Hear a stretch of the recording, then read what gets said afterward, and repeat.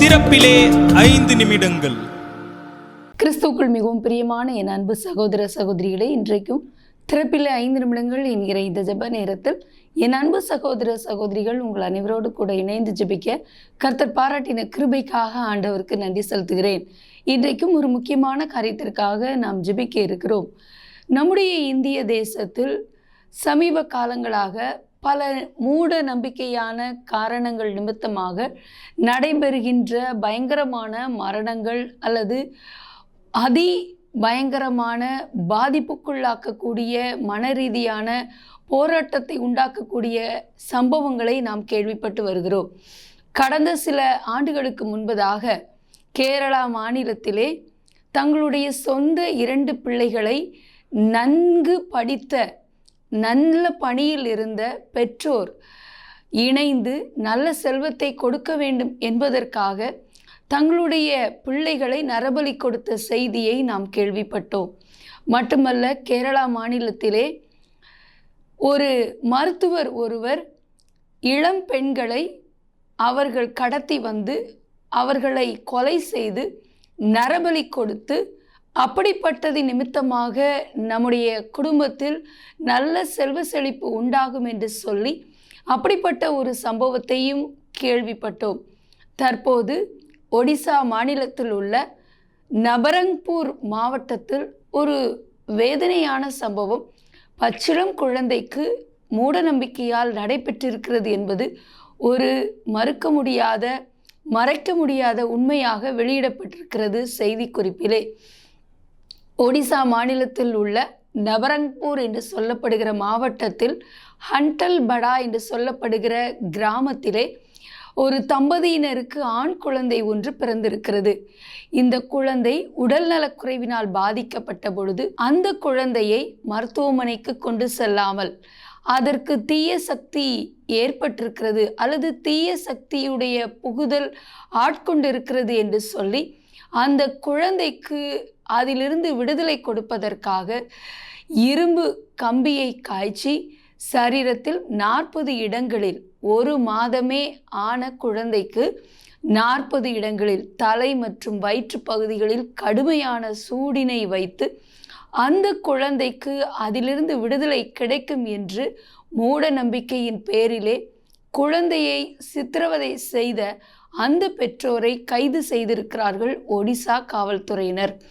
என் அன்பு தேவனுடைய பிள்ளைகளே, எவ்வளவு தொழில் ரீதியான தொழில்நுட்ப முன்னேற்றங்களை அடைந்திருக்கிற நம்முடைய தேசத்தில் உலக அளவிலே அநேக வளர்ச்சியை அடைந்திருக்கிறோம் என்று சொல்லக்கூடிய நம்முடைய தேசத்திலே இப்படிப்பட்ட காரியங்கள் வட மாநிலங்களில் அதிக அளவிலே நடைபெற்று வருகிறது. குறிப்பிடத்தக்க ஒரு காரியம், குழந்தைகள் பலவீனமடையும் பொழுது அவர்களுக்கு சுகம் கொடுப்பதற்காக இப்படிப்பட்ட மூட நம்பிக்கைகளை பின்பற்றுகிற தேசத்தில் நாமும் வாழ்கிறோம்.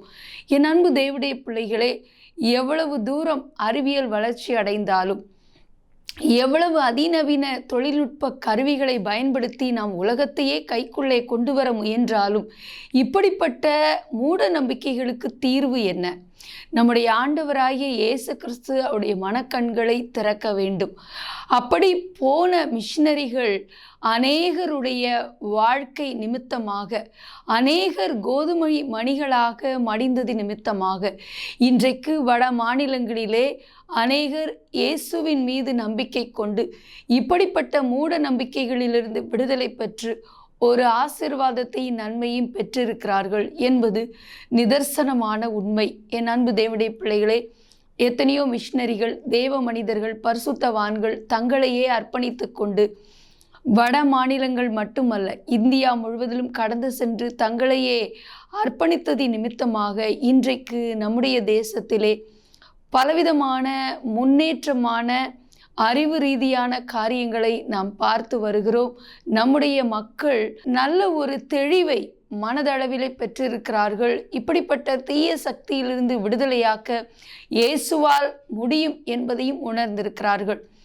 என் அன்பு தேவனுடைய பிள்ளைகளே, ஒரு சில இடங்களில் இப்படிப்பட்ட உணர்வினை ஜனங்கள் பெற்றிருந்தாலும் இன்னமும் அநேக மக்கள், கோடிக்கணக்கான ஜனங்கள் இயேசுவின் அன்பை அறியாதவர்களாக மூட பழக்க வழக்கத்திலும் இப்படிப்பட்ட காரியங்களிலும் நம்பிக்கை கொண்டு தங்களுடைய உயிரை மாய்த்து கொண்டு தங்களுடைய பிள்ளைகளையும் இழந்து கொண்டிருக்கிறார்கள். ஆகவே இவர்கள் விடுவிக்கப்பட இப்படிப்பட்ட காரியங்களிலிருந்து ஜனங்களை கர்த்தர் விடுதலையாக்க பாரத்தோடு ஜெபிக்க போகிறோம். ஜெபிக்கலாமா? எங்கள் அன்பின் பரலோக பிதாவே, ஆசீர்வதிக்கப்பட்ட நாளின் காலை வேளைக்காக நன்றியோடு துதிக்கிறோம், ஸ்தோத்திரிக்கிறோம். ஆண்டவரே, நீங்கள் இந்த உலகத்திற்கு வந்து மனுக்குலத்திற்காக உம்முடைய இரத்தத்தை சிந்தி 2000 வருஷங்களுக்கு மேலாக ஆகியும் இன்னமும் கூட ஆண்டவரே, எங்களுடைய ஜனங்கள் அறிவில்லாமையினாலே சங்காரமாய்க்கொண்டிருக்கிறார்கள். அவருடைய மனக்கண்கள் மூடப்பட்டிருக்கிறது அப்பா. இன்னமும் கூட ஆண்டவரே, கோடிக்கணக்கான ஜனங்கள் இருளிலே இருக்கிறதை அறிந்து நாங்கள் பாரத்தோடு ஜெபிக்கிறோம். ஆண்டவரே, இப்படிப்பட்ட ஜனங்களுடைய மனக்கண்கள் திறக்கப்பட வேண்டும். ஒரு பக்கம் சுவிசேஷத்திற்கான தடை, இன்னொரு பக்கம் சுவிசேஷ எதிர்ப்பாளர்களுடைய கொடூரமான தாக்குதல்கள். இதன் மத்தியில் என் ஜனங்கள் அறிவில்லாமையினால் சங்காரமாகிறது. ஆண்டவரே, இது நின்று அவர்கள் விடுவிக்கப்பட்டு அவருடைய மனக்கண்கள் திறக்கப்பட ஜெபிக்கிறோம். இயேசுவின் அன்பை அறியாமல் கோடிக்கணக்கான ஜனங்கள் ஆறுகளையும் மலைகளையும் குன்றுகளையும் தேடி ஓடிக்கொண்டிருக்கும் பொழுது ஒரு பக்கத்திலே மனுக்குலம் கூட்டம் கூட்டமாக இப்படி தங்களை மாய்த்து கொண்டிருக்கிறார்கள் அப்பா. ஆண்டவரை, இப்படிப்பட்ட மூட நம்பிக்கையினாலே கட்டப்பட்டிருக்கிற ஒவ்வொருவரும் ஆண்டவர் அதனின்று விடுவிக்கப்பட ஜெபிக்கிறோம். இயேசு கிறிஸ்துவாகிய நீங்கள் இந்த உலகத்திலே வாழ்ந்த நாட்களிலே நன்மை செய்கிறவராயும் பிசாசின் பிடியில் அகப்பட்ட யாவரையும் குணமாக்குகிறவராயும் சுற்றி திருந்தீர் என்று வேதம் சொல்கிறது.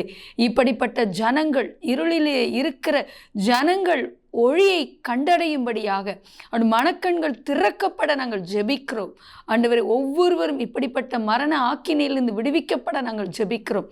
தொடர்ந்து எங்களோடு இணைந்திருக்கிற ஒவ்வொரு சகோதர சகோதரியை ஆசீர்வதிங்க, மேன்மைப்படுத்துங்க. இயேசுவின் நாமத்தில் பிதாவே, ஆமேன்.